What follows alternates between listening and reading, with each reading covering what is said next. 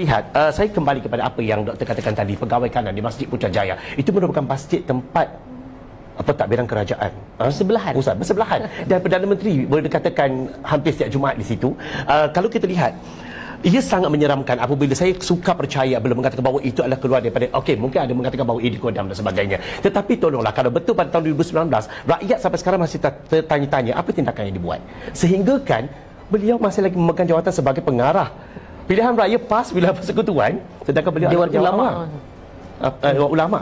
Dan beliau adalah penjawat awam.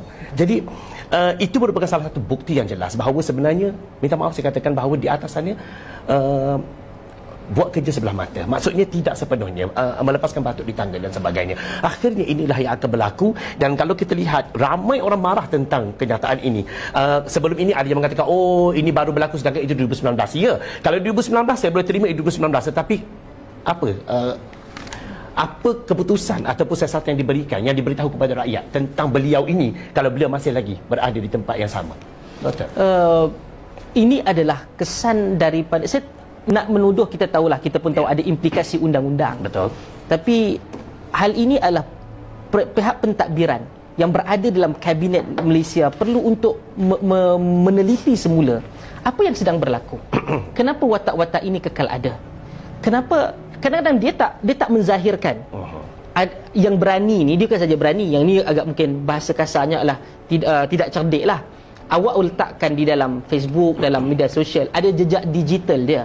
Boleh saja orang dapat. Betul. Ini zaman netizen, kerja dia lebih efisien daripada auditor. Meletak hari ini tak sampai seminit, dia dah tahu dah siapa kat mana duduk, dekat ahli keluarga dia, apa gambar dia, semua keluar. Okey? Kalau begitu, yang ini ada satu perangai yang tak cermat dan tak cerdik lah, atau bahasa kasarnya bodoh bila pergi buat komentar macam tu. Dan dia kata, sampaikan, kita baca komen dia apa, dia pergi bersalam dengan Perdana Menteri tak tahu ke dia tu siapa kan. Yang ini tak mungkin lah awak godam. Okey, satu, itu kerana dia zahirkan dia siapa, dan memang ada satu indikasi kuat terhadap perkara yang mungkin boleh membawa kepada sabotan. Satu. Yang kedua, ada orang yang tak buat begitu kerana cermat. Dia tahu benda ini akan boleh dilihat, boleh ditonton. Apa yang dia buat? Kalau berada pada posisi itu, mungkin dia tidak melaksanakan apa yang sepatutnya. Dia akan buat business as usual, bukan untuk buat perkara yang melebihi sehinggalah kerajaan perpaduan itu mendapat kreditnya. Dia akan ada dua kaedah begitu. Betul. Sama ada dia lawan secara berhadapan, ataupun okey, datang kat sini, okey, tak apalah, benda yang patut selesai seminggu dia akan jadikan sebulan. Benda yang patut berjalan dengan impak yang boleh mencapai 100,000 orang, itu dia akan state lah. Itulah antara salah satu daripadanya. Baik. Dan ada orang kata yang ini tidak demokratis. Saya suka untuk mengulangi apa yang disebutkan oleh Tan Sri Tuan Guru Haji Abdul Hadi Awang ketika mana mereka memerintah selama 33 bulan. Beliau memberikan, saya secara peribadi saya mungkin tak setuju. Saya ingat mereka itu bukan perlu untuk letak jawatan ke ataupun dipecat, mungkin diberikan tanggungjawab yang tidak memberikan kesan kepada pentadbiran dan pengurusan. Tetapi Tuan Guru Haji Hadi sebutkan bahawa mereka perlu lepas jawatan kalau tidak sepemikiran dengan kerajaan perusahaan. Itu kenyataan Presiden PAS ketika mereka memerintah 33 bulan dahulu. Jadi saya fikir ini satu perkara yang perlu untuk sama-sama kita cermati. Saya adalah orang dalam bidang pengajian Islam.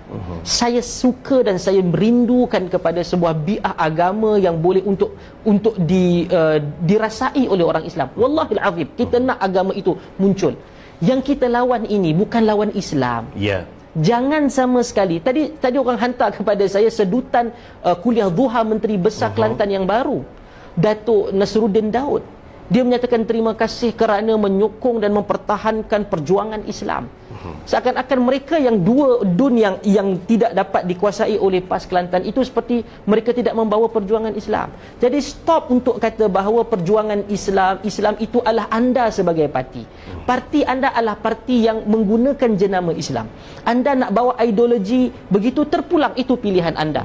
Perlembagaan persekutuan ataupun undang-undang membenarkan. Tetapi bila anda keluar ataupun melangkaui daripada garis merah tersebut, menggunakan agama untuk menjustifikasikan tindakan anda, politik ada di dalam Islam. Jangan ingat ketika mana kita lawan hal ini, saya ataupun mana-mana tokoh yang lain menyatakan bahawa politik tidak ada dalam Islam. No, Politik ada di dalam Islam. Tetapi Islam memandu manusia dan memandu orang politik.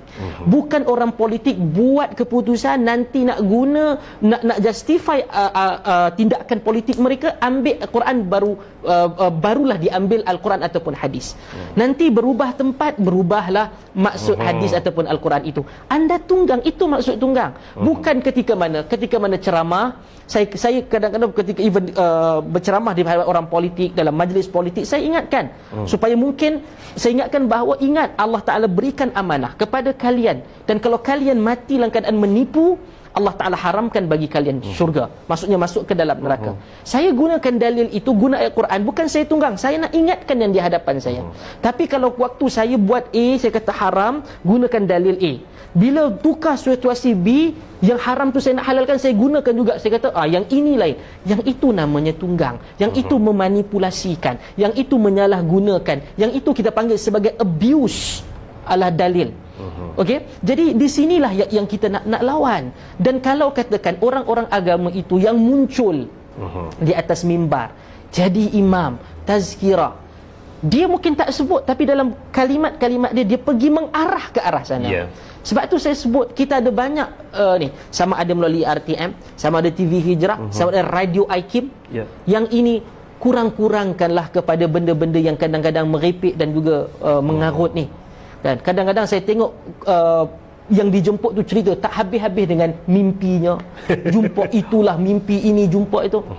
Untuk sebuah, kalau kerajaan perpaduan madani ni ingin pergi jauh ke hadapan, membuang pemikiran doktrin yang salah, yang ekstrim itu, gaya aliran agama yang perlu diambil adalah yang orang ataupun kelompok ataupun aliran adalah kaedah berhujjah.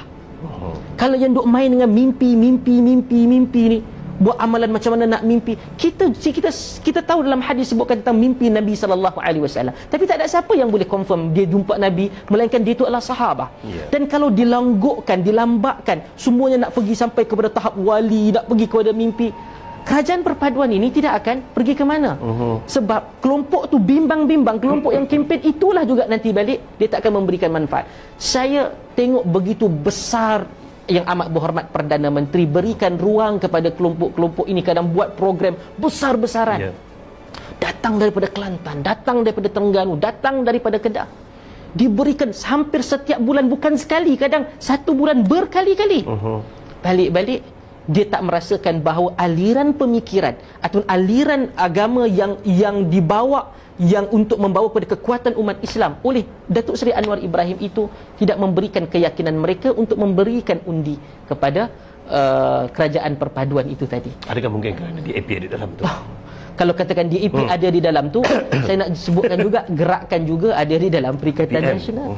Dan gerakan yang samalah yang keluar dan memberi, yang mencabar undang-undang hudud Kelantan satu masa dahulu. The same presiden gerakan, Dr. Dominic Leah pada tahun 2019 menyerang timbalan Menteri Pendidikan ketika itu daripada DAP kerana menyokong pelaksanaan tulisan Jawi. Be fair. Kalau anda katakan bahawa DAP itu adalah melawan, bukan semua benda yang DAP saya setuju, Saudara Zawazi. Ada benda begitu. Saya dahulu, antara ketika mana orang lain tak berani, saya melawan Ramasamy and the gang yang berkaitan dengan pengislaman dua orang adik-beradik di Perlis. Dia lawan apa semua. Saya lawan, saya sebutkan ini semua merepek dan ini semua memang anti kepada Islam. Tapi saya tidak menghukum sebahagian di kalangan mereka yang sangat mesra juga kepada kita dan juga okey dengan Islam.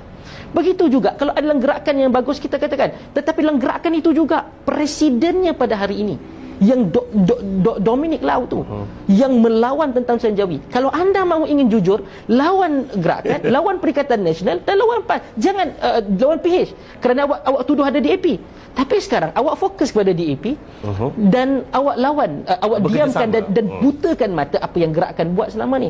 Nak bercakap tentang 13 Mei. Kalau nak bercakap tentang 13 Mei, dalam semua dokumen-dokumen rasmi yang dikeluarkan oleh kerajaan, yang dilihat oleh semua orang, yang dikaji oleh ramai pengkaji, nama yang keluar paling banyak melibatkan 13 Mei gerakan ke DAP? Gerakan.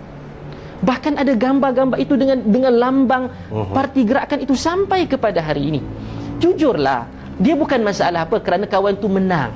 Betul. Kalau kawan tu kalah macam gerakan tu pun dia akan bawa, oh yang ni lemah, tak apa kita boleh ni. Tapi dia tetap ada jenayah yang tak pernah lagi gerakan yang sekarang ini meminta maaf terhadap apa yang dia buat dahulu. Tak ada pernah.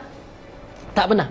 Jadi oleh yang demikian, ini memang akhirnya adalah sentimen, dan kita perlu sama-sama tahu bahawa akan memang berlaku bagi sebahagian orang yang merasakan bahawa tanggungjawab dia untuk melawan kerajaan pada hari ini sebagai satu bentuk jihad bagi dia. Kerana apa? Pemikiran yang menunjukkan bahawa ini adalah agama. Perjuangan parti dia itu adalah Islam. Maka untuk merendahkan, melemahkan pihak lawan kepada parti yang aku anggap sebagai Islam, sebagai perjuangan Islam, boleh jadi ini berpahala. Itu yang kita takutkan. Dan itu yang sebahagian orang melihat ianya hanyalah hanya sekadar isu agama, tapi tak faham bahawa itu akan membawa kepada isu keselamatan. Berkali-kali kita sebut, berkali-kali saya katakan. Namun saya tak tahu sampai bila untuk disedari, untuk ada satu tindakan yang utuh, yang cepat. Ya, tak apa, dalam seminggu ni kita nampak belum lagi ada pergerakan perubahan ke apa. Tapi kalau akhirnya tiada perubahan, jangan salahkan orang yang telah memberikan ingatan. Teguran. Dan saya perlu tahu, saya perlu juga ingatkan apa sahaja yang dibuat oleh kerajaan perpaduan dalam membawa kepada tata kelola yang baik. Berkaitan penggunaan rasuah, jana wibawa ke apalah nama sekalipun, masalah-masalah tersebut, penggunaan minyak masak ketika mana orang tak ada minyak masak, harga melambung tinggi, rupa-rupanya dikaitkan dengan keluarga sebahagian menteri. Ketika mana mereka ambil balik semula ataupun mereka berjaya untuk mencuri kerajaan itu, mereka akan lakukan benda yang sama kepada mereka yang berada di Putrajaya ataupun di atas itu. Betul. Maka berhati-hatilah, bergeraklah cepat, jangan lambat sehinggakan apa yang dipegang, yang dikendong itu berciciran dan menyesal selepas daripada itu tidak sama sekali boleh berjaya. Saya ingat ada satu orang kawan saya yang berada dalam kabinet sebelum daripada langkah syaratan. Saya beginilah, saya tegur, saya kritik. Orang anggap macam, oh dia ni macam-macam orang tegur dan kritik saya kerana saya menegur seorang menteri juga ketika itu dalam PH 1.0 di tahun 2018-2020. Dan apa yang saya katakan itu alhamdulillah, dan memang benar-benar berlaku dan jatuh melalui langkah syaratan. Dan beberapa jam sebelum ianya memang terkubur habis, dia memberikan mesej kepada saya, Syekh, kalau kata berlaku kita dapat kembali, kita perlu untuk perkukuhkan balik, kita perlu bergerak lebih cepat kita. Nasi sudah menjadi bubuh. Dan sebab itu, kerana pengalaman saya ketika itu, saya tulis dengan tajam. Saya tak pernah boleh lihat tulisan saya, boleh semak daripada dulu sampai sekarang. Saya akan berikan disiplin untuk tak maki hamun, tak caci, tak apa semua. Dan jangan, untuk pergerakan ini, saya tahu ada sebagian menteri yang benar-benar bekerja, tetapi secara keseluruhan kita katakan bahawa jangan biarkan Perdana Menteri itu seakan-akan berseorangan di dalam khususnya nak melawan idea-idea ekstrim. Berkali-kali ditegaskan, dia kata dia takkan bagi ruang, dia takkan bagi muka, dia takkan bagi muka. Tapi kalau dia bercakap, tetapi agensi yang berada di bawah dia yang sepatutnya bergerak sekali itu tidak laksanakan tugas yang efisien, saya bimbang. Dan kita lihat bahawa ia benar-benar dia berseorangan dalam melakukan. Bercakap kita